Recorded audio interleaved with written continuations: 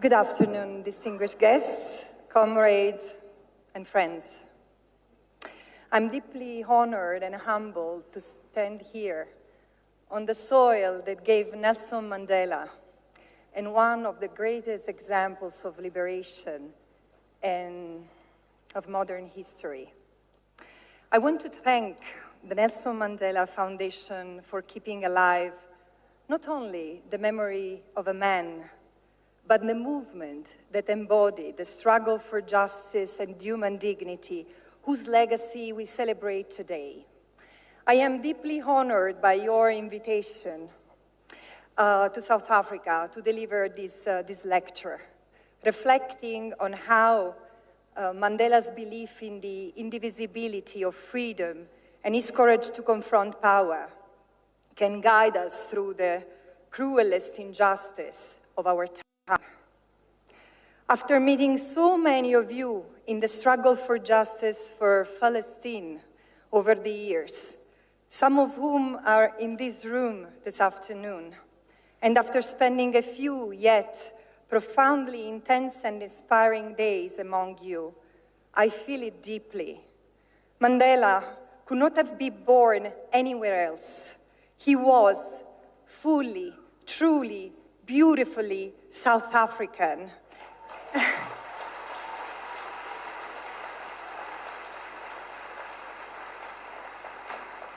And there is so much of him in so many of you that it cannot be just a coincidence.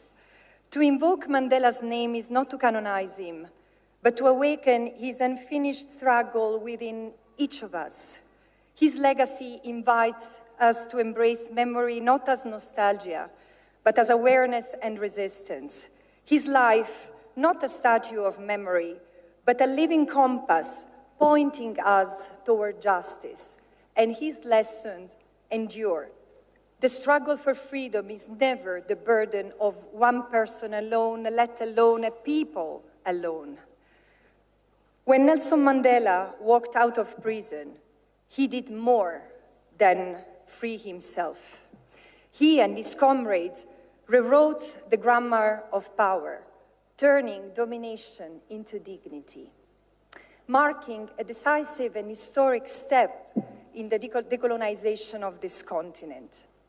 His life, as well as his words, teach that justice knows no borders, and our freedom is bound to the freedoms of those still denied theirs.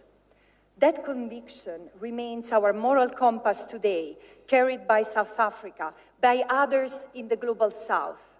We should call it global majority, and by the young voices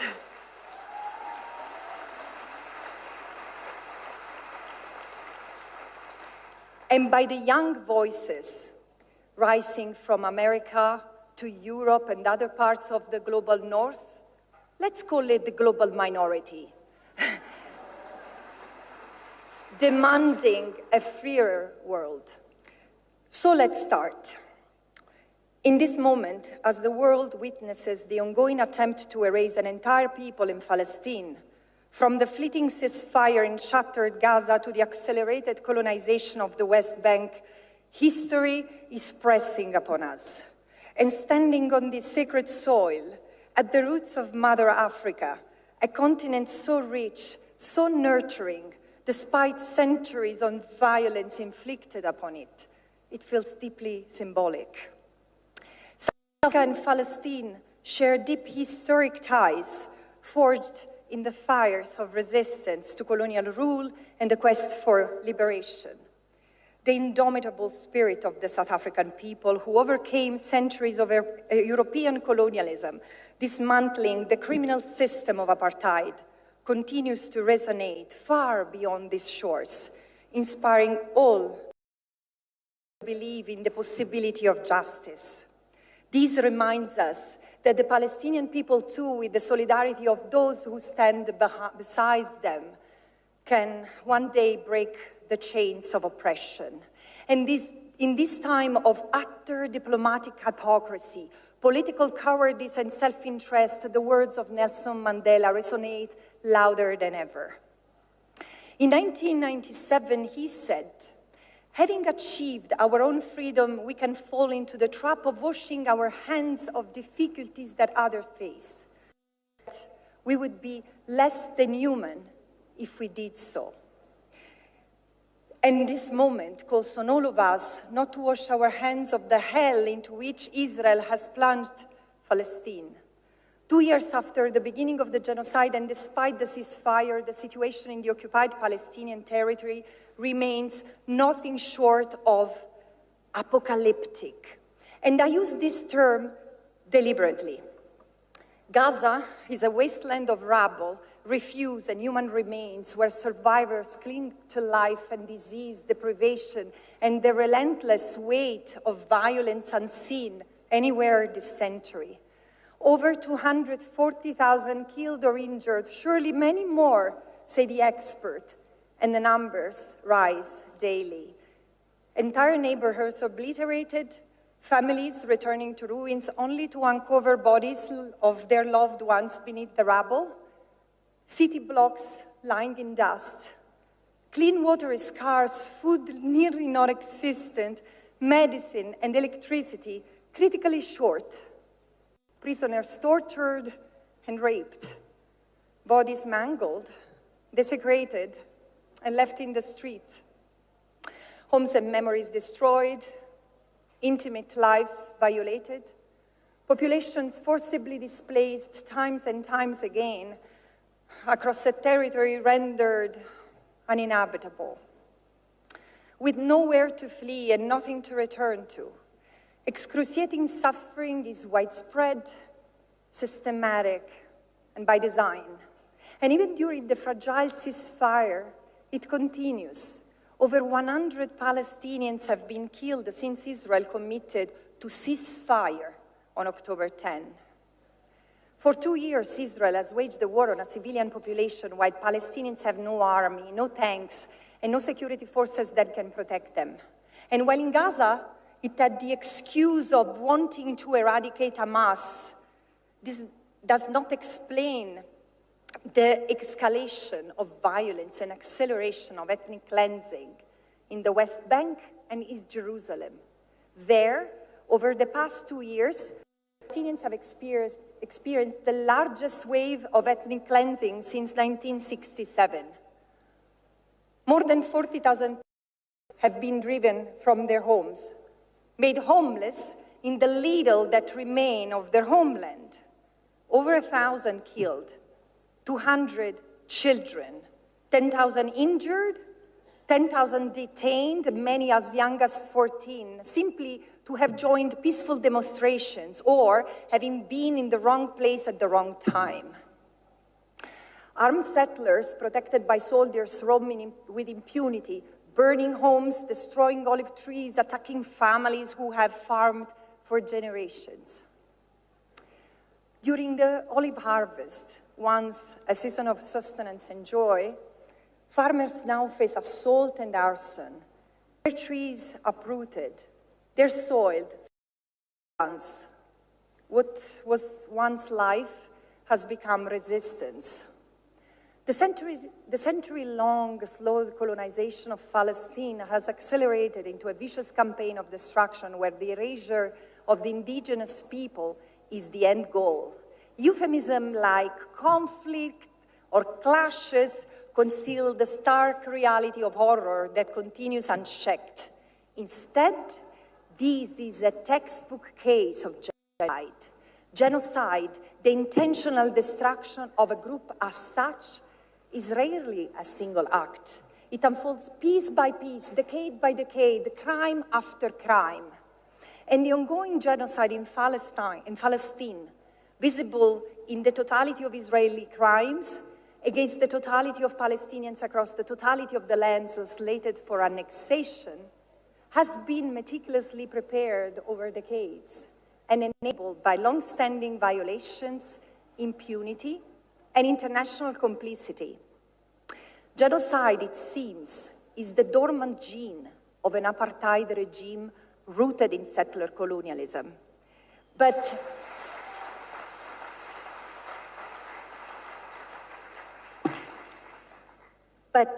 apocalypse, deriving from the Greek apokalypsis, originally means to reveal, to uncover.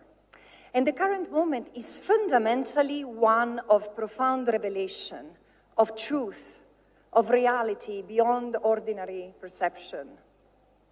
The sacrifice of Gaza happening under our watch forces us to confront the system we live in, the horrid, brutal reality we are all part of, the truth of who we are as individuals, as communities, as states, as institutions, and compels us to choose between courage through principles or cowardice through acceptance. And these are some of the lessons of this revelation. First, the genocide in Palestine has pierced the veil of Maya, showing the underlying geopolitical calculation of the world's most powerful nations. As I came to realize, studying the maps of Greater Israel, stretching from the Nile to the Euphrates, a vision that many Israeli leaders shamelessly brandish in international fora, the occupation of Palestine must be understood as part of a broader project of domination. This is not merely about physical borders of historical Palestine. It is a systematic assertion of permanent supremacy that knows no border. One people controlling land, resources, and the very existence of another or others, often without needing full physical presence or formal annexation. Palestinians are brutalized, dispossessed, and yet they resist. The defiance is why they remain the thorn in the side, not only of an occupying power, but of a wider system where Israel acts together with and often as a proxy of the United States, destabilizing the region to weaken societies and making them easier to dominate.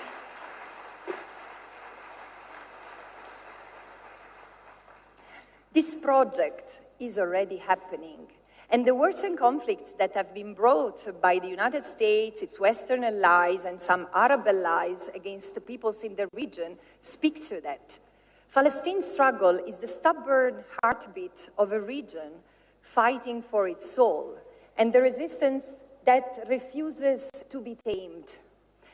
Second, the Gaza genocide has turned Palestine as the epicenter of global reckoning, exposing how racial, colonial, capitalistic structures make war crimes, crimes against humanity, and genocide a profitable business.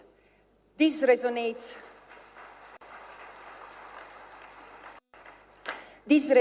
with the experience of colonized populations worldwide for centuries. For generations, Palestinians have been turned into a testing ground for weapons and surveillance techniques, providing boundless supply and demand, little oversight, and zero accountability. Too many influential corporate entities have profited freely.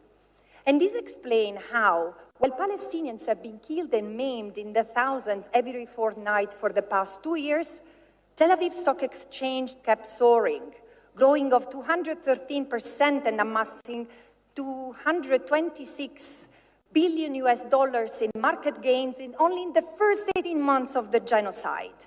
And companies have turned over near-record profits by equipping Israel with cutting-edge weaponry that has obliterated virtually the defenseless population in Gaza. Tech companies continue to provide dual-use infrastructure that enables mass targeting and mass killing. The machinery of global construction giants is razing Gaza to the ground. Major international banks have underwritten and purchased Israeli treasury bonds, financing the devastation, even as deficit grew and credit ratings fell. This is no ordinary occupation sustained by exploitation. This is a long-standing economy of occupation which has turned genocidal. And third, the meaning of what this genocide means for all of us, for our collective understanding of politics, of solidarity, of humanity. Today we know Gaza, we see Gaza. Hospitals bombed, parents gathering the limbs of their children, journalists and medics torn apart. This horror is visible to us in real time, on our phones, all day long, if we dare to look. But this is also bringing social and political awakening everywhere. It is shaping the conscience, especially of the new generations. Not long ago, my sister in arms from South Africa, Dr. Tlaleng Mofokeng, the United Nations Special Rapporteur, Ciao Tlaleng. The United Nations Special Rapporteur on the right to health told me, the wounds inflicted on the innocent ripple through every nation's soul. She was reflecting on the children from Gaza with me, but from her own experience of a child of apartheid South Africa. And this is true for every young soul beyond Gaza. For the youngest in this hyper-connected world, this genocide is not history, but memory in the making. Those in Europe will not have the distance that my generation had reading about the Holocaust and excuse of ignorance, as some did during the Rwanda genocide or the genocide in Bosnia. Or, as we, in the West, have done, cocooning ourselves into collective amnesia vis-à-vis our history of 500 years of colonial crimes. The Palestinian struggle has not only exposed the suffering of the Palestinians since the creation of the State of Israel and the complicity of our political systems. Today, the world knows the meaning of Nakba, as it has never done, and it will not forget it. And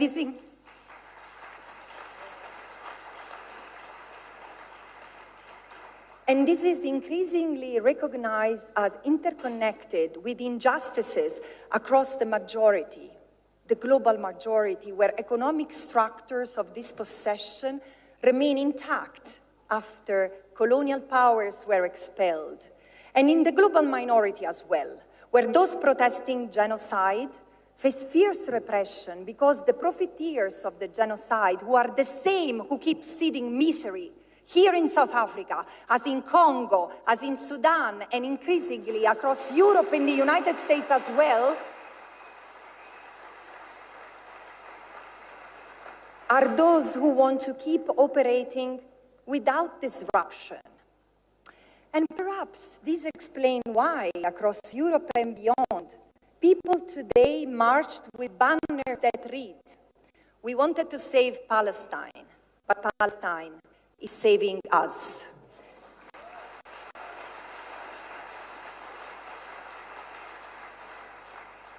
Because we cannot bring the clock back. Palestine has awakened us. And now, with all this knowledge and awareness, the question is simple but urgent.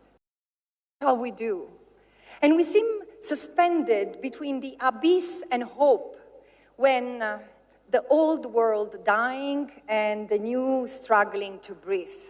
I do not know how we will end this, but of something I'm sure. We will not come out of this genocide as we entered it. This is precisely where international law must act. Supporting Palestinian self-determination is not an act of charity. It is a binding obligation on all states.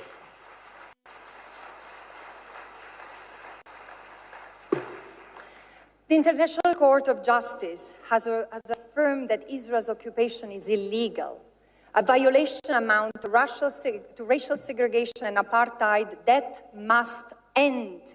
Troops must be withdrawn, colonies dismantled, resources given back, and concrete reparations offered, and the right to return of the refugees must be realized.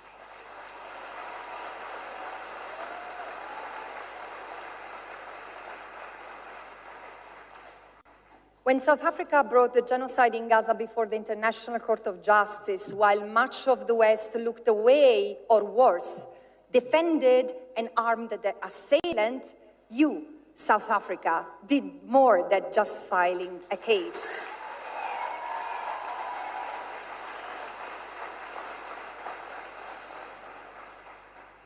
You opened the door for other countries to act.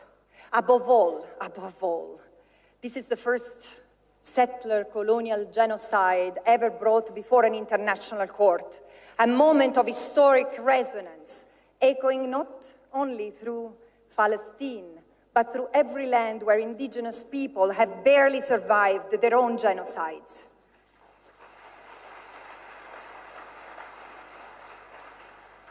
This act has rekindled faith in international law, so thank you, South Africa, as a symbolic restoration, a quiet revolution in the history of international law.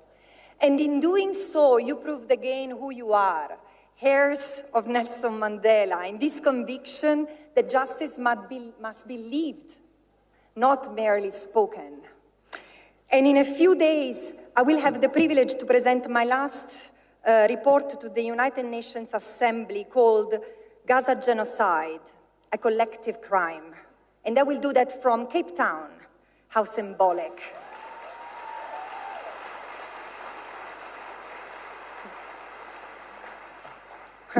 Well, the US has banned me, and with it, my analysis and recommendations, I'm in this country. The country that once again stands at the cusp of what can be the beginning of a new multilateralism, challenging once more colonial and imperial power structures. But you know, as history teaches us, law on paper is never enough. Law is only as strong as the will of states to enforce it, and enforcing it today requires principled choices and courage. And what if states fail to act? What if South Africa and others do not do what they are obliged to do? Impose an arms embargo and suspend trade, investigate and, where warranted, prosecute its nationals who have fought in the Israeli army, prevent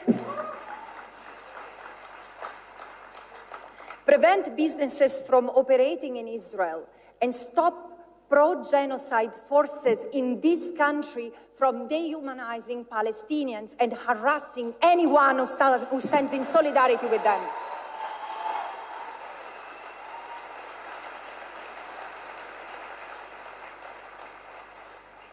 Facing Gaza's devastation, we are called to choose justice over silence, action over apathy. And each of us must also act. The hard part. Make ethical choices as consumers, teachers, students, civil servants, now more than ever called to be more civil than servants. Stop buying products that sustain the illegal occupation and genocide.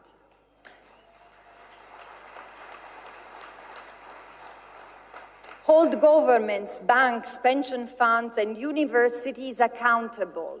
Boycott Israeli products and those linked to Israeli crimes, as the BDS movement asks us.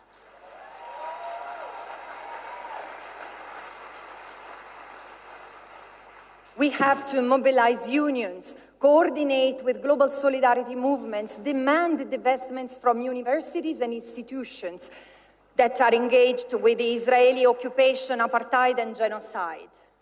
And as Dr. Naledi Pandor once said, you said it, if the workers worldwide struck for a month, the genocidal assault on Gaza would stop immediately.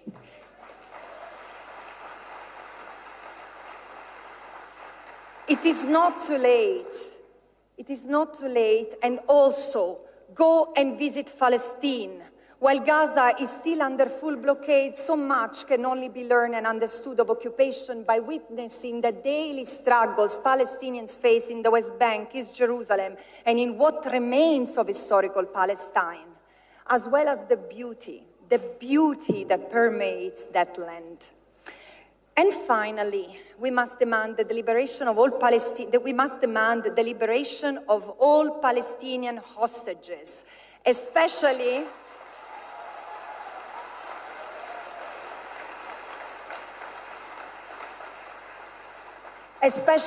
Marwan Barghouti.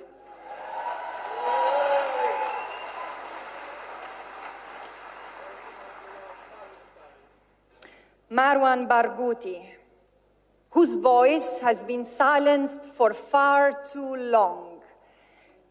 And in a world where powerful states and corporations seem to perpetuate and advance greed-driven interests at our expense, we who do not hold unlimited wealth, we who do not hold weapons or control algorithms, we can still find new ways forward. I think that South Africa's legacy shows us that no system of oppression can endure forever.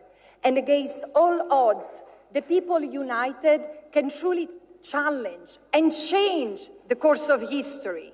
And taking a step back through the century, humanity has always had to fiercely fight for the affirmation of human rights.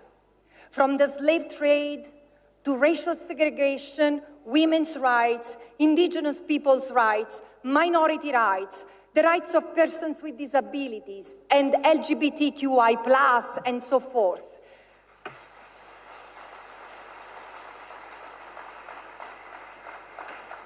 Together, with the enduring battle against apartheid, colonialism, and illegal occupation, we must stand together.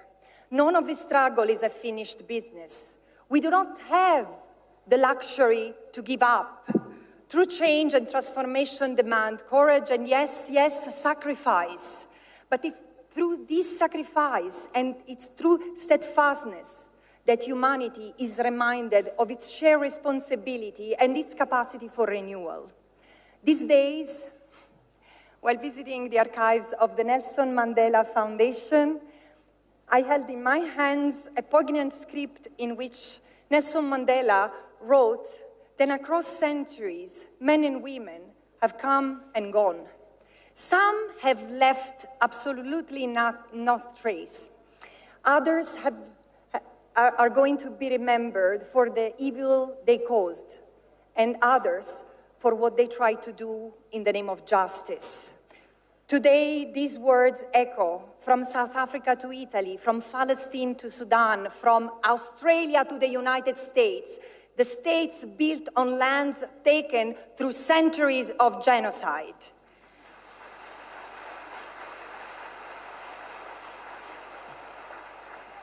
And each of us, we should ask ourselves, what do we want to leave on our passage on this earth that we do not receive from our parents, but we borrow from our children?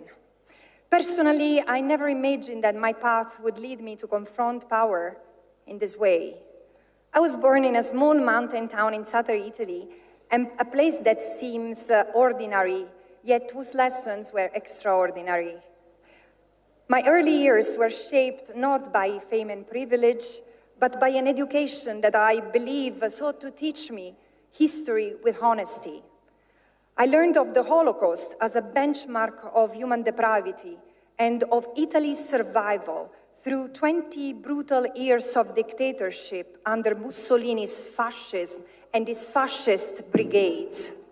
A struggle whose sacrifices freed us from tyranny and gave us a constitution grounded in justice, equality, and human dignity. However, what my European education did not teach me was how the horrors of the Holocaust, built upon what Germany had done to the Herero and the Nama peoples in Namibia.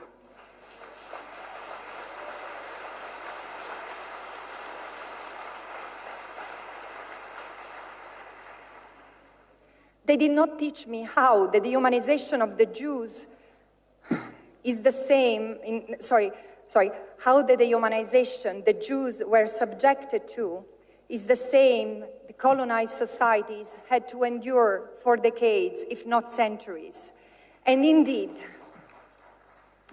as the Israeli historian Raz Sigal says, the idea of a superior race was neither born nor died with the Nazi regime, and in fact continues to fester in the world today. And only later in life did I come to understand that centuries of racism, suprematism, and patriarchy that had erased entire communities across Europe before and while expanding into the settler colonial enterprise that would scar millions across Africa, Latin America, and Asia.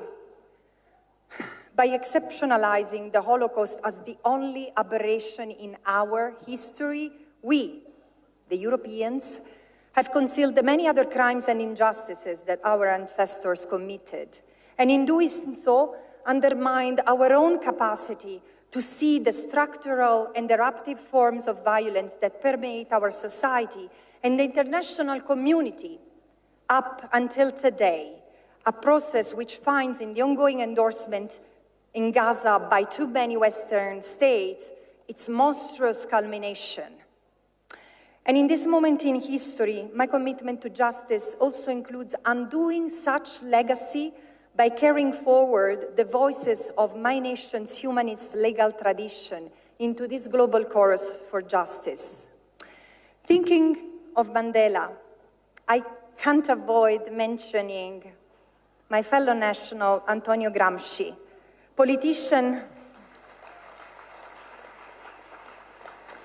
a politician and philosopher who was arrested by the fascist regime in 1926, leading to his death a decade later.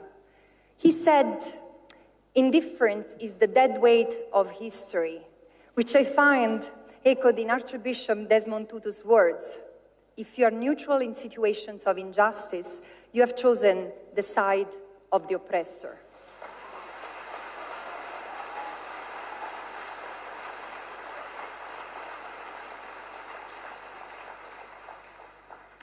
Such historical figures left in the world the sparkles of light and justice, embodied a commitment to justice and humanity that shall inspire us as we move forward. Freedom, justice, and human dignity can never be taken for granted. They must be defended every day, otherwise they risk to quietly disappear.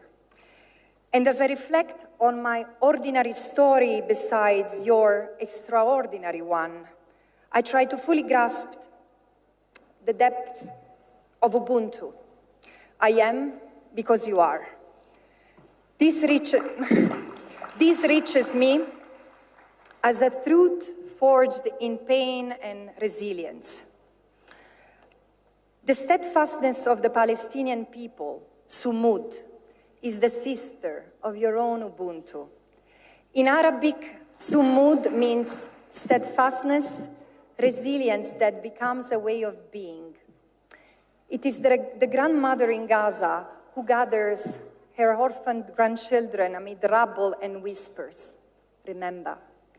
It is the farmer in the West Bank who replants his olive sapling each time settlers uproot the old tree, refusing to give up his bond to the soil. It is the children in Gaza studying in tents after their schools have been destroyed. Sumud is resilient with grace, defiance with dignity, the quiet, unyielding courage to keep living, hoping, and loving amid the hardest adversity. Sumud, like Ubuntu, is not merely a word. It is the moral DNA of survival, a profound expression of faith in our shared interdependence, a powerful antidote to the isolation and fear that conflictuality sows at every level and in every domain. Together, they define an ethics of coexistence and perhaps what Nelson Mandela envisioned, a world in which empathy becomes the language of politics, and politics is rooted in justice as the recognition of our shared humanity. They remind us that no one is truly free until we are all free, and that our dignity is inseparable from the dignity of others, and both teach us that we are bound together in each other's suffering and hope. And as I move to the conclusion, if there is one thing that I would like you to take from this lecture is this: whether recognized or not by those in power, the Palestinian struggle for freedom stands at the heart of the movement toward a truly decolonized world order.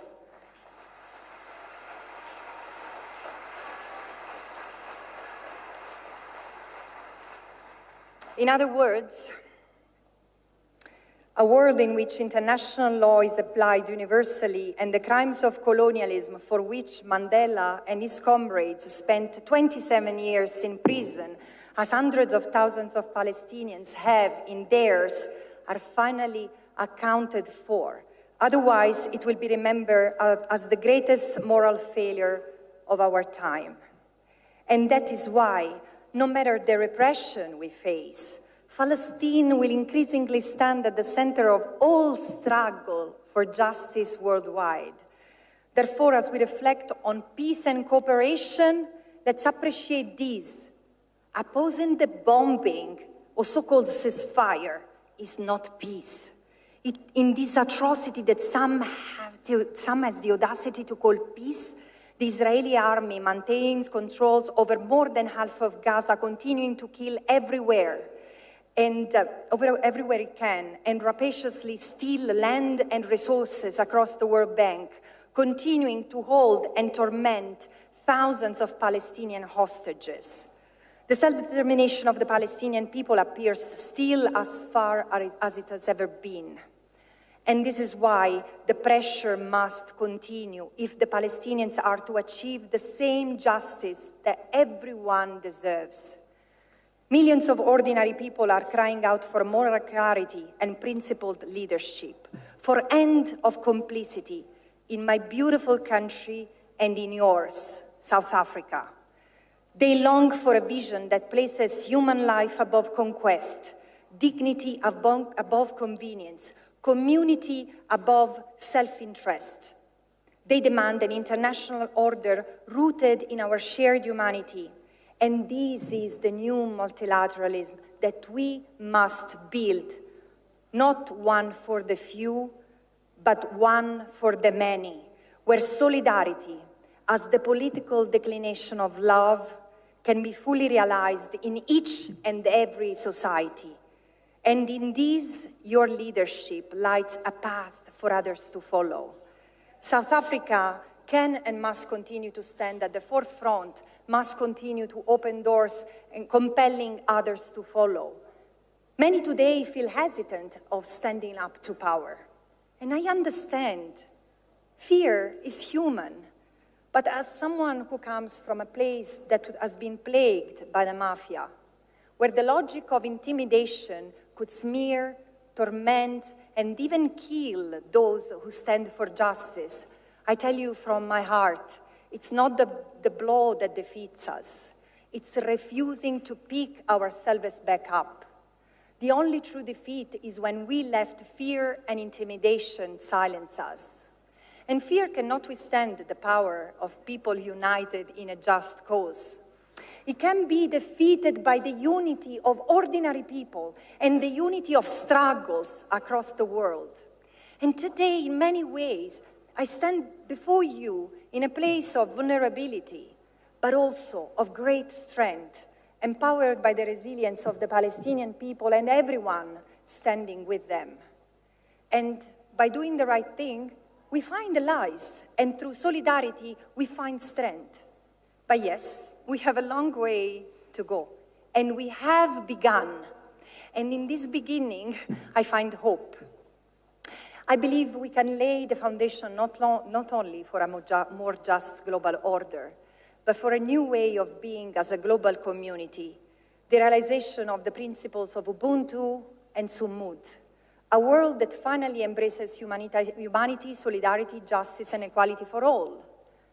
Alone, we are frail, we are fragile, like butterfly wings. But when we flap those little wings all together, we can make a storm. And may justice be our storm.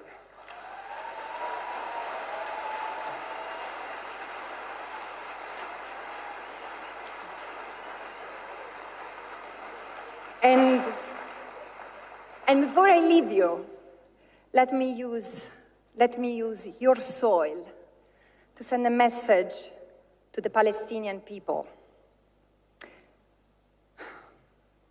Whatever happens, Palestine will have written this tumultuous chapter of history not as a footnote in the chronicles of the would-be conquerors, but as the newest verse in a centuries-long saga of people who have raised against injustice, against colonialism, and today, more than ever, against liberal tyrannies.